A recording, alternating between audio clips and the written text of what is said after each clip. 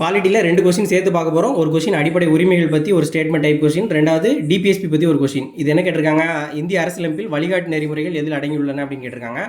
இந்த 2 கேள்வி எங்கே இருக்குன்னா 10th சோசியலில் பாலிட்டியில் ஃபஸ்ட் லெசன் இந்திய அரசியலமைப்பு அப்படிங்கிற பாடத்தில் தான் இருக்குது. அதில் அரசு நெறிமுறை எடுத்தும் கோட்பாடுகளில் சொல்லியிருப்பாங்க. பகுதி 4ங்கிறது தான் அந்த டிபிஎஸ்பி. பகுதி 4. 3ங்கிறது அடிப்படை உரிமைகள், 2ங்கிறது குடியுரிமை, 5 அப்படிங்கிறது மத்திய அரசு. இப்போ அடுத்த கொஸ்டின், அடிப்படை உரிமைகள் பற்றி சரியான கூற்று கேட்டிருக்காங்க. முதல்ல சொத்துரிமைங்கிறது அடிப்படை உரிமையிலேருந்து நீக்கப்பட்டது அப்படின்னு கொடுத்துருப்பாங்க. இங்கே கொடுத்துருக்காங்க பாருங்கள். 1978 44 சட்ட திருத்தம்படி சொத்துரிமை 31வது விதியில் இருந்த சொத்துரிமை நீக்கப்பட்டது. அப்போது சொத்துரிமை அடிப்படை உரிமையிலிருந்து நீக்கப்பட்டது.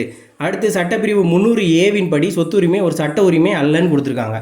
அந்த 31லேருந்து நீக்கி எங்கே கொண்டு சேர்த்துருப்பாங்க, 12வது பகுதியில் 300A கீழே ஒரு சட்ட உரிமையாக வைக்கப்பட்டிருக்கு. ஆனால் இங்கே இல்லைங்கிற ஒரு வார்த்தையை மட்டும் நைஸாக சேர்த்துருப்பாங்க. அப்போ அது தவறு அப்படிங்கிறத நம்ம தெரிஞ்சுக்கணும். 300A தான் வச்சுருக்காங்க. தற்போது 6 அடிப்படை உரிமை மட்டுமே இருக்குது. சொத்துரிமை இருக்கும். சொத்துரிமையை நீக்கினதுனால முதல்ல 7 அடிப்படை உரிமை இருந்துச்சு. சொத்துரிமை நீக்கினதுனால தற்போது 6 அடிப்படை உரிமை தான் இருக்குது. அப்போது அது சரிதான். அப்போது 1 3 மட்டும்தான் சரியானது கேட்டிருக்காங்களான்னு பார்த்துக்கணும். 1 3 மட்டும்தான் சரி. ஆப்ஷன் பி தான் விடை. இந்த மாதிரி ஒரே ஒரு வார்த்தையை கவனிக்காமல் கொஸ்டினை தப்பு போட்டுறக்கூடாது. சிலபஸில் 4வது பகுதி இந்திய ஆட்சியல், அதில் அடிப்படை உரிமைகள் அப்படிங்கிறதுலையும் அரசின் நெறிமுறை கோட்பாடுகள் அப்படிங்கிறதுலையும் கேட்பாங்க. இது ரெண்டும் combine technical service exam, IT level எக்ஸாமில் கேட்ட கொஸ்டின்.